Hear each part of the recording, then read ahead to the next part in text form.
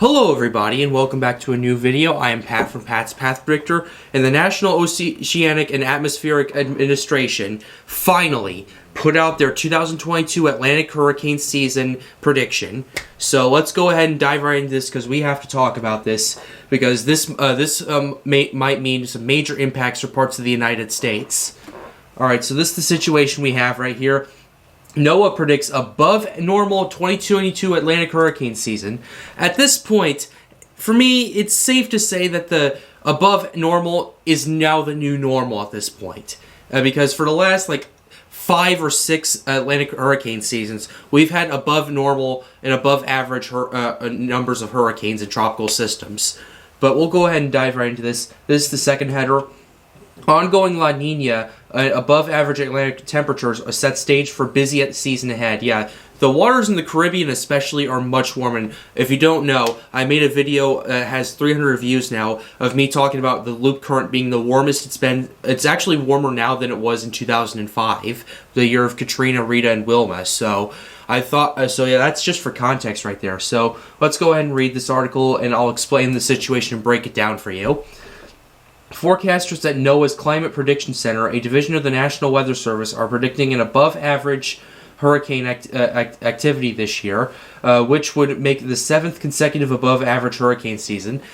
At this point, like I said, we could be. This is the new average right here. This is the new average at this point. We've had 7 above average seasons right here, and it's like we're seeing above average, above average, above average, above average.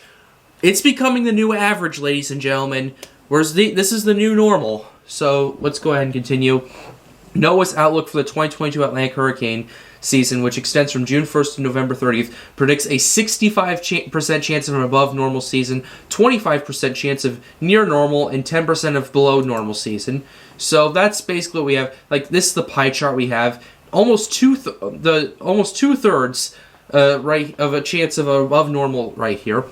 Here's the named storms right here. We could be seeing 14 to 21 tropical storms, which that's quite a lot on its own. We could of which 6 to 10 could be hurricanes, and hurricane. I just look at 6 to 10. That's, if it's in the upper end, that's double-digit hurricanes right there.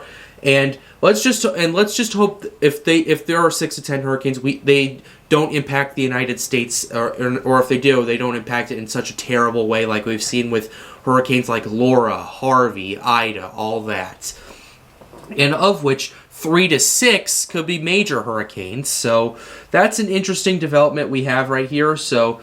And this is a 70% confidence that this is going to happen. So I just thought I'd spell that out.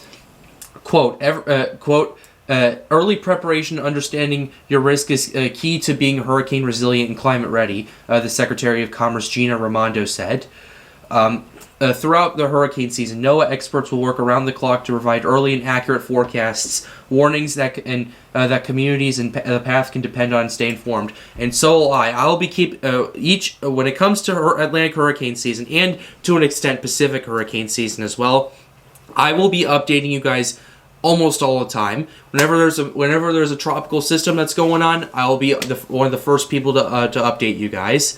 So yeah, I will be keeping you guys informed throughout this. I will be extensively covering Atlantic hurricane season like I did last year. In fact, I actually started this channel covering the 2021 Atlantic hurricane season. I covered hurricanes like Hurricane Larry, Hurricane Sam when they were going on. So I have experience doing this. Not very much experience, but I just have some nevertheless. So basically, this is what we have.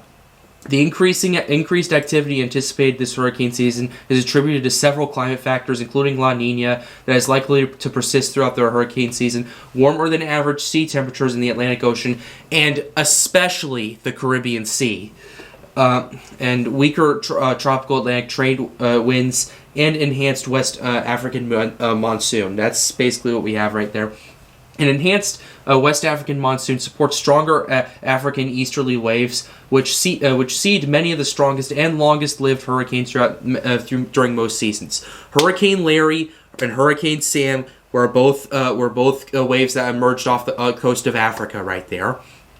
Also, a notable example is Hurricane Irma back in 2017, where it was a tropical wave that moved off of Africa. It intensified and organized very quickly into a Category 3 hurricane, underwent a couple of eyeball replacement cycles, and then it became a Cat 4 and a Cat 5 as it just barreled through Barbuda and just much of Puerto Rico, much of the Dominican Republic, Haiti, Cuba, and then made landfall in Florida. So that's a perfect example right there. And so that's basically what we have right here. The way in which climate change impacts the strength and frequency in tropical cyclones is a continuous area of study for NOAA scientists. And this is the names right here. We have Alex, Bonnie, Colin, Danielle, Earl, Fiona, Gaston, Hermine, Ian, Julia, Carl, Lisa, Martin, which replaced Matthew back from 2016, Nicole, Owen, which replaced Otto back from 2016, Paula, Richard, Sherry, Tobias, Virgin, and Walter. So that's your season right there. That's your list of names. As we reflect on another potentially busy hurricane season, past storms such as Superstorm Sandy, which devastated the New York metro area 10 years ago, remind us the impact one storm can be felt for many years, said NOAA Administrator Rick Spinard, which is a PhD. Quote, since Sandy, NOAA forecast accuracy has continued to improve, allowing us to better predict the impacts of major hurricanes to lives and livelihoods. Additionally, NOAA has enhanced the following products during this hurricane season. To improve the understanding and prediction of NOAA's intensity, the NOAA's Atlantic and Oceanographic and Meteorological Lab and Pacific Marine Environmental Lab will operate 5 Sally drone uncrewed surface vehicles during the peak of 2022 hurricane season and coordinate for the first time with uncrewed ocean gliders, small aircraft drone systems, and Hurricane Hunter aircraft to measure ocean atmospheric and the ocean atmosphere and areas where they meet. So that's actually really cool right there, and I look forward to looking at that data and breaking it down for you guys. And the Hurricane Weather Research Forecast Modeling System and Hurricane in a Multi-Scale Ocean Coupled Non-Hydrostatic Model has shown significant skill improvement in terms of storm track and intensity forecasts that have been successfully transitioned into the newest versions of the Weather and Climate Operational Supercomputing System, allowing for uninterrupted operational forecasts. The excessive rainfall outlook has been experimentally extended from 3 to 5 days for lead time, giving more notice of rainfall-related flash flooding risks from tropical storms and hurricanes. The ERO forecasts and maps the probability of intense rainfall that could lead to flash flooding within 25 miles of a given point. Now, when it comes to that point, I would be very careful when it comes to that because they're extending it from 3 to 5 days. This is experimental and all that, but I'd want everyone to understand when it comes to hurricanes and basically all weather, if you expand that from 3 to 5 days, it's more unreliable. Now, I think it's great they're expanding this, but everyone needs to be very cautious about this because of that, and considering the fact that that data from 5 days out is much more unreliable than it is 3 days out. So everyone needs to keep that in mind going forward with this. In June, NOAA will enhance an experimental graph that depicts peak storm surge forecast when a storm surge watches or warnings are in effect. Upgrades include an updated disclaimer and color coding that illustrates the peak storm surge inundation forecast on the coast. This tool is currently only available in the Atlantic Basin.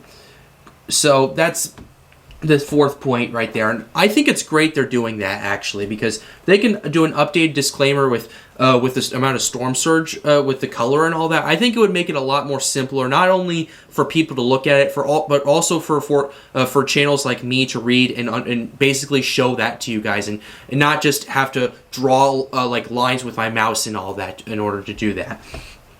Hurricane Ida spanned 9 states, demonstrating that anyone can be in the direct path of a hurricane and in danger of the remnants of a storm system, FEMA Administrator Deanne Criswell said, It's important for everyone to understand the risks and take proactive steps to get ready now by visiting ready.gov and listo.gov for preparedness tips by downloading the FEMA app and by downloading the FEMA app rather, and to make sure you are receiving emergency alerts in real time. And I would recommend that as well, actually.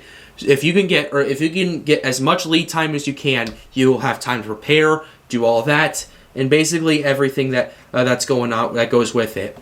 So that's basically their forecast right there. And I just wanted to make this video to break down that forecast, just to explain it to you better, and to basically just show you that don't take anything for granted, okay? And I'm glad that NOAA is doing better. I'm glad NOAA is expanding on this technology, and they are increasing the days for the rain risk from 3 to 5 days. We just need to be cautious about it. That's all I want to say about it. But with that being said, that's going to wrap up this video. Hope you enjoyed it. Be sure to leave a like and subscribe to the channel if you are new. It helps me out and helps me make more videos like these. The goal of this channel is to get more people engaged with weather, and I hope with this channel that's the case. But with that being said, guys, have a wonderful day. Stay safe.